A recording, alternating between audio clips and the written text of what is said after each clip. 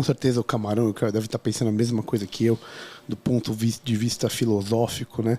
Que é uma ideia de pequenos prazeres, da amizade, da companhia, dos detalhes que você colocou, que nos vem à cabeça diretamente Epicuro, né? De você conseguir aproveitar os prazeres da vida de uma forma sensata e que seja a longo prazo, né? Que se você for querer gastar tudo num primeiro momento, talvez você não consiga chegar lá no final fazendo a mesma coisa. Uma coisa que meu pai sempre me falou assim: filho, beba do jeito certo para você poder beber a sua vida inteira, né? Que se você for além de um passo de um lado, talvez isso vai te cobrar lá na frente.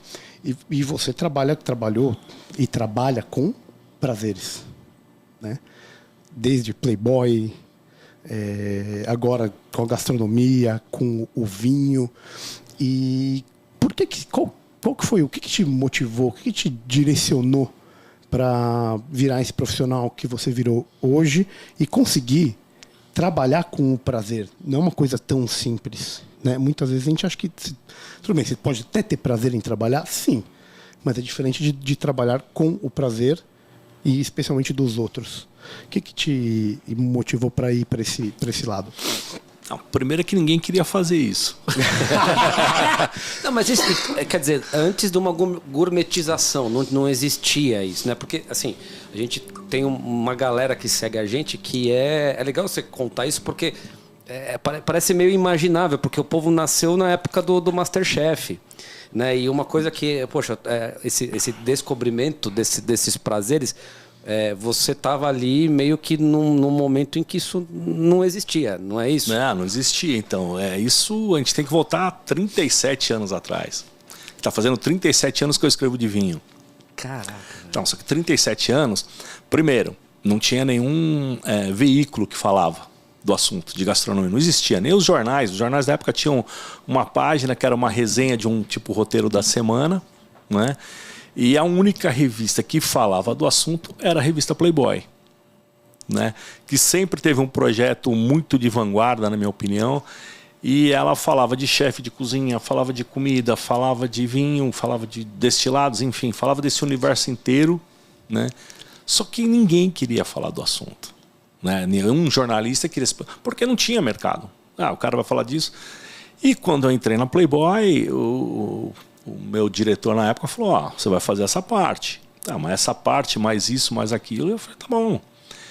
E aí eu comecei a gostar.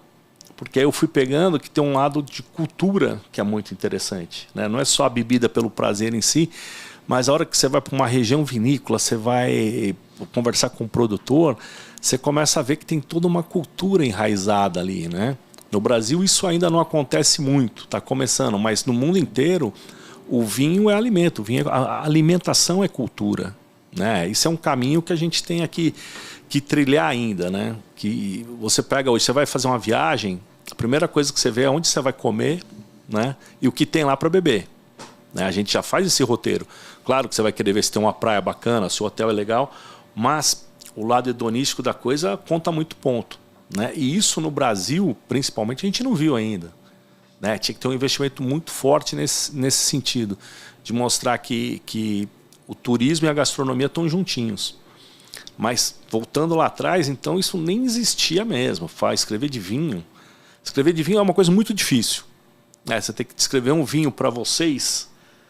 Falar: esse vinho aqui é bacana. Se eu falar só que o vinho é bacana, eu não vou te conquistar. Azedou. Né? Eu tenho que dar 98 pontos, falar que é bacana e falar um algo mais ainda. Então, mas não é fácil escrever de vinho. E, enfim, foi um desafio. E aí, conforme eu fui conhecendo, fui conversando, fui entrevistando, e foi um assunto que eu comecei a gostar muito, né? Me apaixonei pelo negócio e tô aí. E é muito legal, acho muito legal de pegar na cultura, né? Porque até para provar o vinho, quando você lê lá, você tá lá a seleção de vinho tal. Esse vinho é ousado, porém conservador. Esse vinho, ele é arrojado como uma tarde de verão na Tunísia. Então, eu acho engraçado porque você sai da linguística para criar uma impressão. E tem a ver com prazer, como você constrói o prazer do ponto de vista linguístico. Como é que, pegando só esse gancho, como é que foi esse desafio no sentido literário do vinho. Como é que foi para você conseguir falar de vinho? Traduzir de novo o paladar em linguagem, porque é um desafio. Eu tento até hoje ir muito na contramão de todo mundo, porque... E eu devo ter me perdido no meio do caminho um pouco com isso, porque não adianta eu ficar falando que esse vinho tem aroma disso, aroma daquilo. Se você nunca teve esse alimento na sua casa, você nunca vai sentir esse aroma. Então, assim, na minha casa tinha muito boldo e tinha aquela erva, como chama? Arruda, muito arruda. Então, eu percebo em alguns vinhos muito boldo e muito arruda. Agora, se a pessoa nunca tomou um chá de arruda, nunca tomou um chá de boldo, ela não vai sentir nunca isso. Isso não quer dizer que você entende mais ou menos do que eu. Né? Aí você pega algumas pessoas e fala assim, esse vinho tem aroma de cassis. Porra, cassis, meu. Quantas pessoas foram para a França e tiveram contato com cassis na vida? Né? Então, o vinho é isso. Você tem que tentar transmitir de uma maneira, e hoje o que eu procuro falar mais é a historinha do vinho.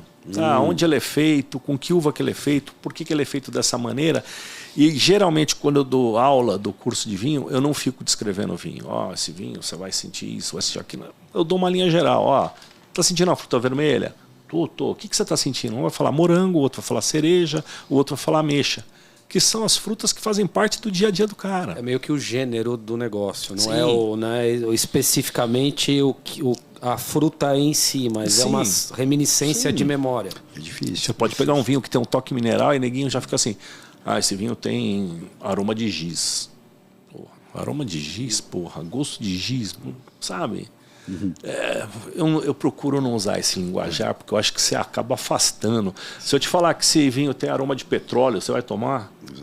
Porque é pneumático. Que é pneumático, que é isso, que é aquilo. Então, tem algumas linguagens que são usadas no vinho, mas eu particularmente procuro evitar. O cara fala assim, esse vinho aqui tem cheiro de xixi de gato. Porra, pode até ter, mas Qual gato?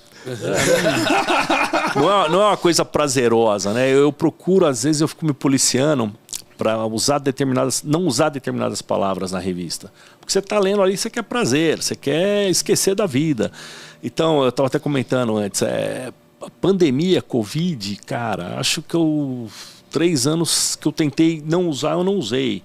Acho que teve um caso que foi, não tinha como, mas se não, cara, eu procuro ali tirar o cara do dia a dia dele. Sabe? Aquele momento que ele vai ler a minha revista, ele vai falar assim, agora eu vou ter prazer, eu vou fazer um prato, eu vou abrir um vinho, eu quero ter esse tipo de atitude. O legal que você falou dessa linguagem, eu faço um paralelo com algo que a gente fala aqui com muitos convidados que vêm, né?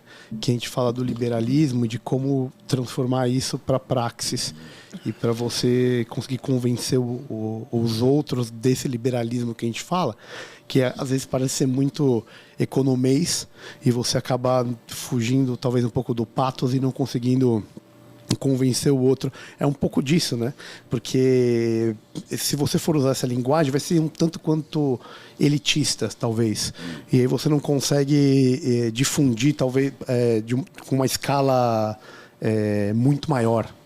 Né? Entendeu? Não, faz sentido isso. Acho que tem toda uma relação.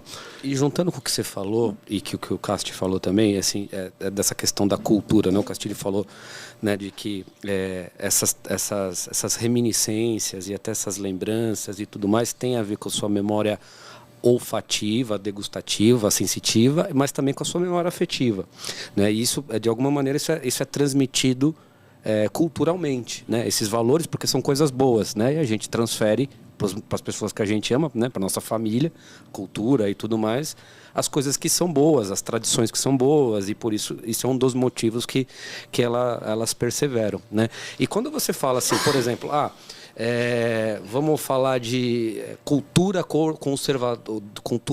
conservadora, por exemplo. Isso é um dos maiores dilemas que a gente vê. Assim como falar do tipo de uva e desse tipo de reminiscência, ele é meio que análogo, porque a gente não tem essa referência, por exemplo, de conservadorismo cultural no país. Você não tem... os grandes conservadores não deram o ar da graça ainda. Deram lá no Império, né? No Segundo Império. Sim.